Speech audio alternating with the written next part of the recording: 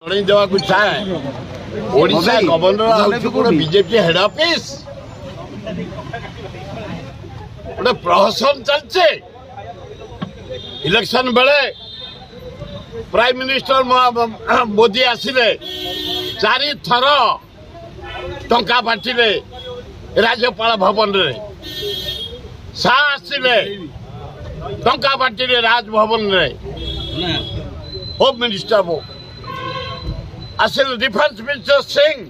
टंका बांटिले जो शर्मा आसाम मुख्यमंत्री एटी रही टंका बांटिले गला इलेक्शन सरीगला सरकार होगा ऐसे ऑफिस को दूरे की रखा है राज्यपाल भवन से ओडिशार फास्ट नागरिक सेठी गोटे कौन बीजेपी ऑफिस करते शर्मा जे आउ तो सही गोटे आखड़ा करते आउ राज्यपाल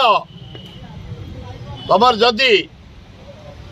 ठियाबर अच्छी झारखंड में पड़ा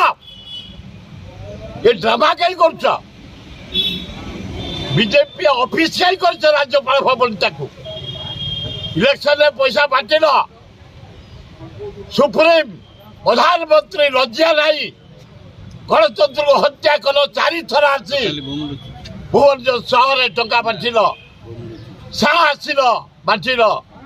सिंह बांटिल लज्जा आज भी से शर्मा आसी से ऑफिस माने गवर्नर हाउस रे गोटे कैब कला भाया कर लज्जा लगुच जदि राज्यपाल तुम ठियाबार अच्छी झारखंड तुरंत पढ़ा